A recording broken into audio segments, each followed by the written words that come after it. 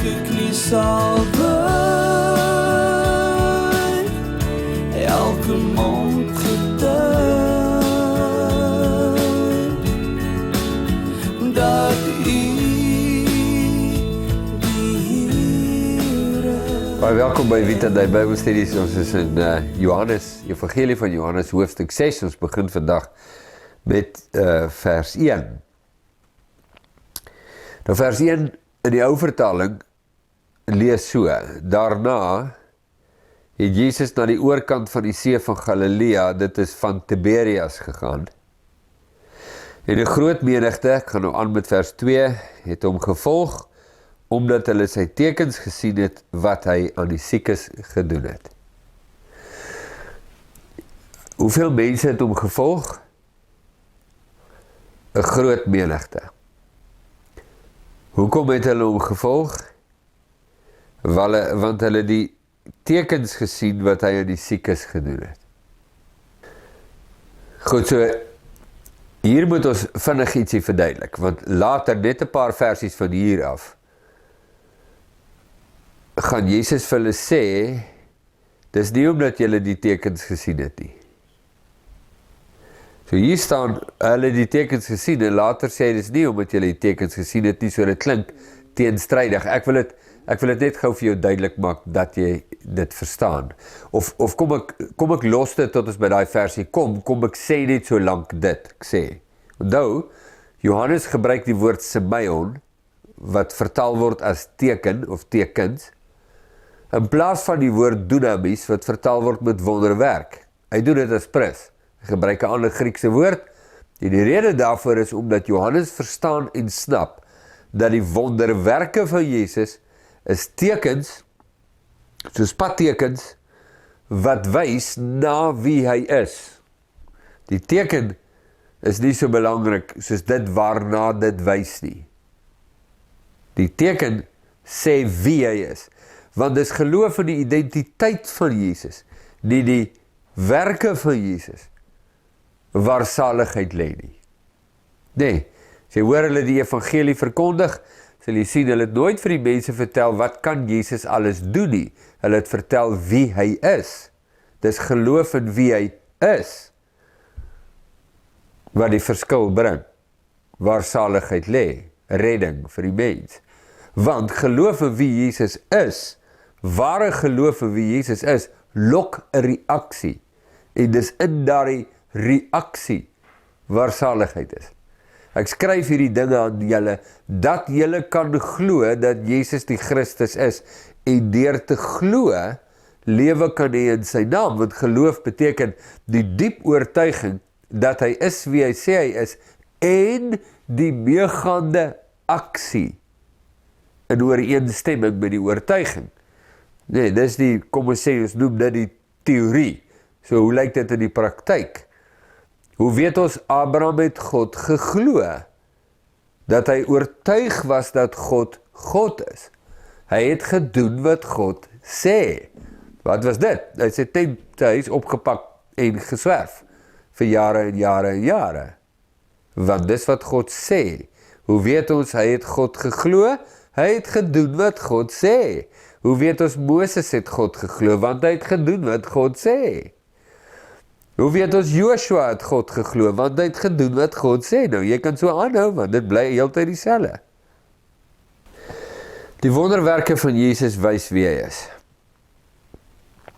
Hy is die meester van kwaliteit, hy is die meester van afstand, en so aan. Hy is die absolute Here en meester. Hy is Jahwe in die vlees. Jahwe van die Ou Testament is Jesus in die vlees, in die Nuwe Testament.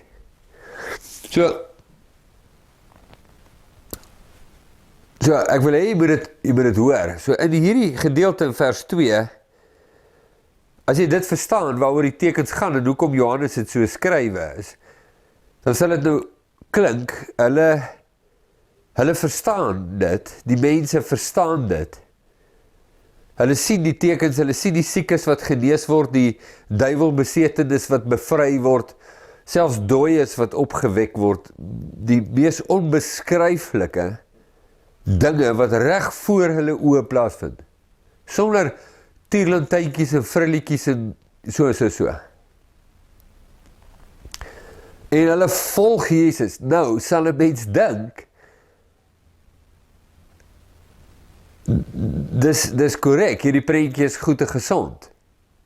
Maar jy gaan nou sien, dat dit alles behalwe goed en gesond is. So kom ons kyk.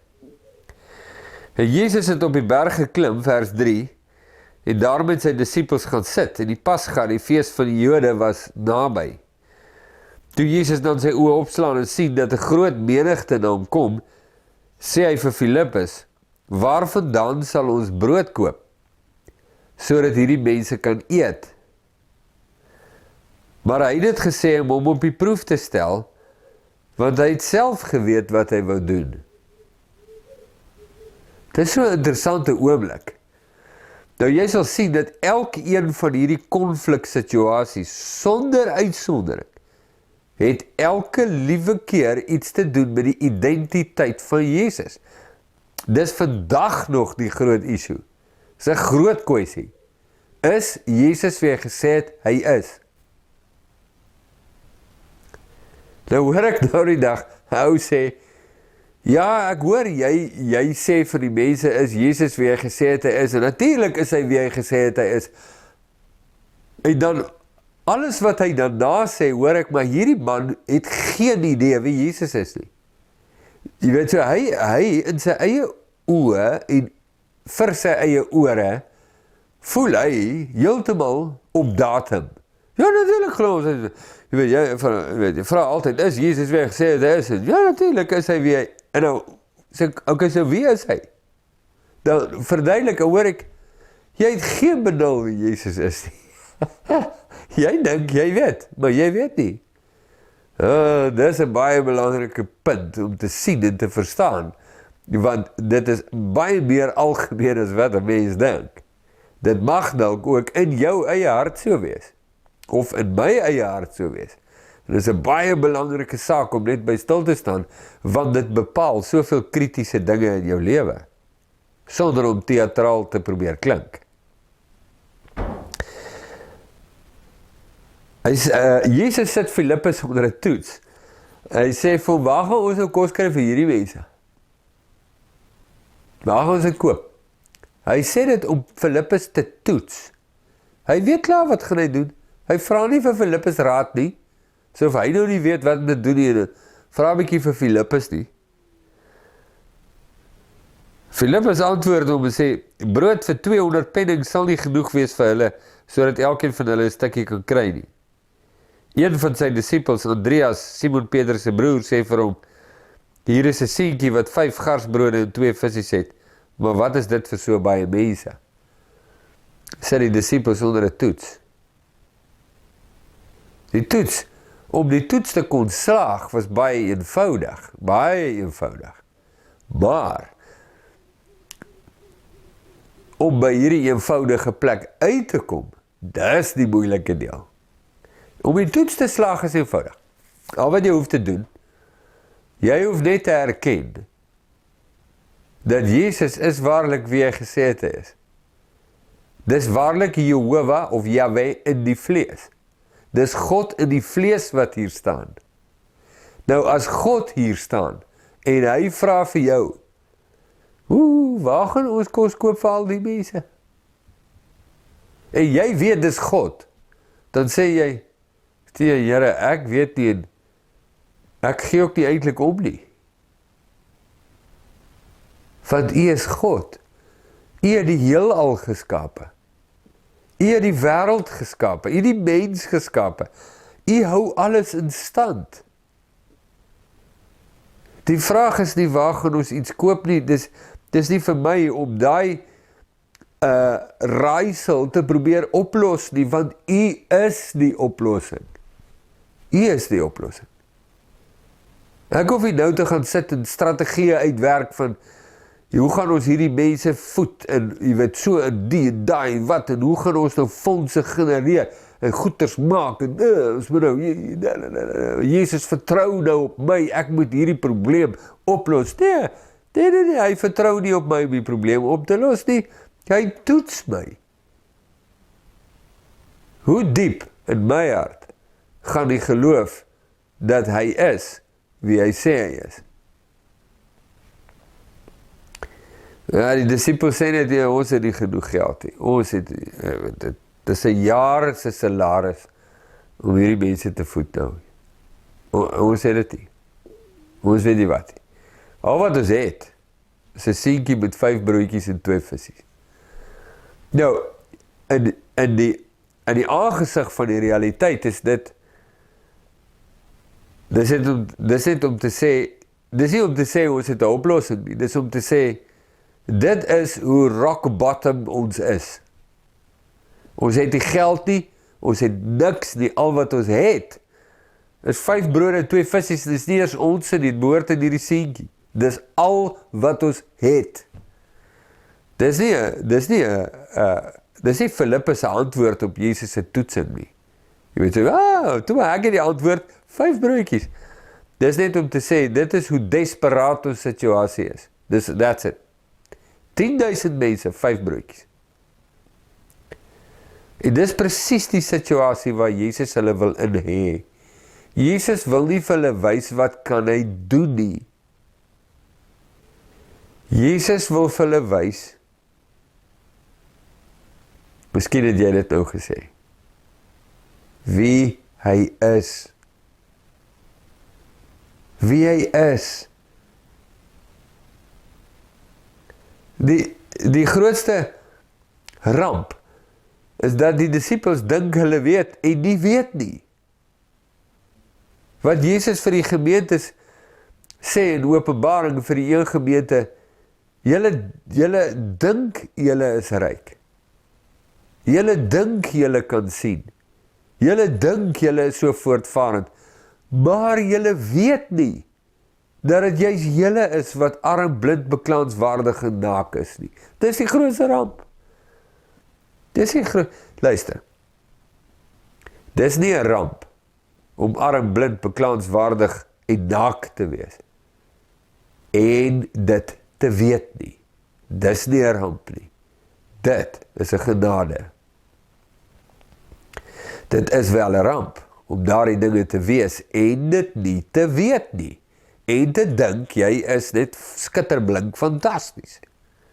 Jy's on top of it. Dis die ramp. En hier is 'n broeiende ramp in die harte en lewens van hierdie mense, omdat hulle dink hulle weet wie Jesus is, terwyl hulle nie weet dat hulle nie weet nie. So hy gaan hom aan hulle openbaar dat hulle nie kan sien wat kan hy doen nie. Hy is nie 'n man met 'n sak vol party tricks nie. Weet jy wie is hy? Dis die deurslag. Dis die deurslag vir die mens. En elke liewe keer wat 'n mens kom vasloop in die heerlikheid en waarheid van wie Jesus is, verander alles. Alles. Paulus het nie tot bekering gekom, omdat hy 'n debat bygewoon het, waarin daar 2 mense op die verhoog was, wat toe nou gepraat het oor die geldigheid al dan nie van Jesus as die Messias van God nie. Want ons kan baie keer in 'n situasie kom waar ons dink dit is die antwoord. Jy moet net al jou argumente so skerp soos 'n nuwe potlood kry, en al die regte goed het om te sê, en dan gaan mense in hulle massas tot bekering kom. Nee, dis 'n misgissing, dis nie waar nie. Paulus het tot bekering gekom, want hy het gesien wie Jesus is. Hy het hom in Jesus vasgeloop. En geen mens wat hom in Jesus vasloop, bly dieselfde nie. Dis nie die debat oor Jesus wat Paulus geswaai het nie. Dit was die werklikheid van Jesus, die waarheid van Jesus en die heerlikheid van Jesus wat Paulus onomkeerbaar verander het.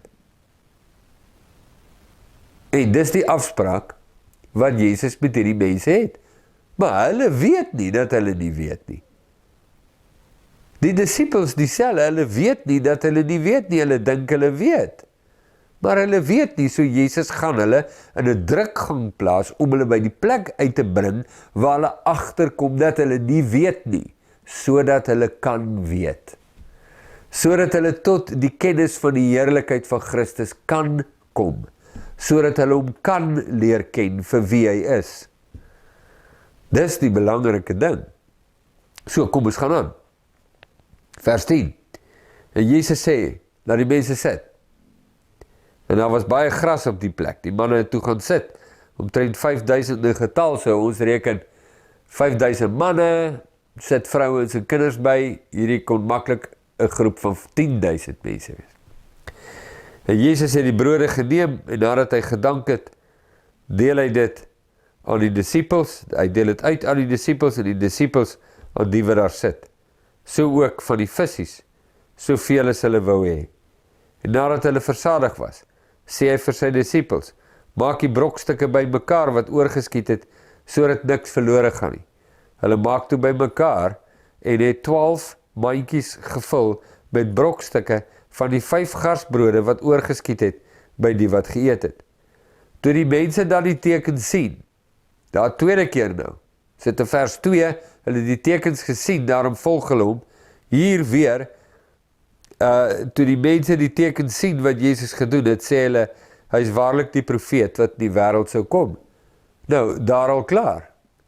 Sien hulle iets raak? Ja, hulle sien 'n man wat besondere mag en krag het. En hulle kyk hom nog steeds mis. Hoe weet ek dit? Daar staan dit.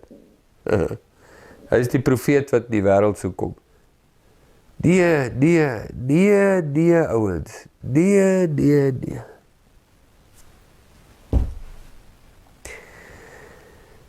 Hy is nie bloot die profeet wat in die wêreld sou kom nie, hy is God.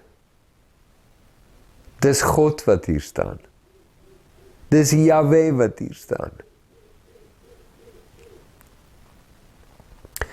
En toe Jesus merk dat hulle wou kom en hom met geweld neem om hom koning te maak, het hy weer weggegaan na die berg, hy alleen. En Jesus doen die mees verstommende dinge, mense jeugenis. Hy is nou so populêr, die uitdrukking wat ek nou wil gebruik is, jy kan met hom swys. Nee. Maar hy is nou so populêr is onbeskryflik. Daar's net een vakature vir koning in die hele Israel, hy is klaar gevul. Hierdie mense sê, ons gee nie om nie, hy moet daarin. Die hoogste posisie wat daar kan wees.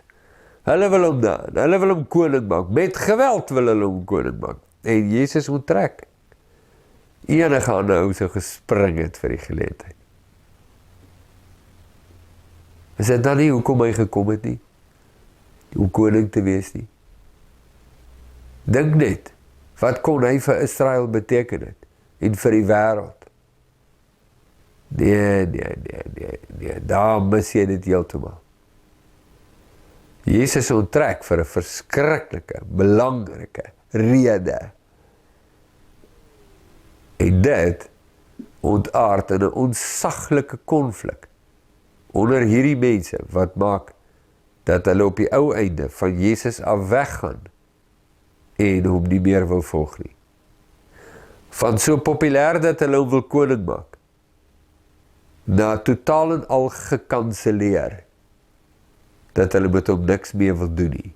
Wat het hierdie swaai veroorsaak? Elke knie sal buig, elke mond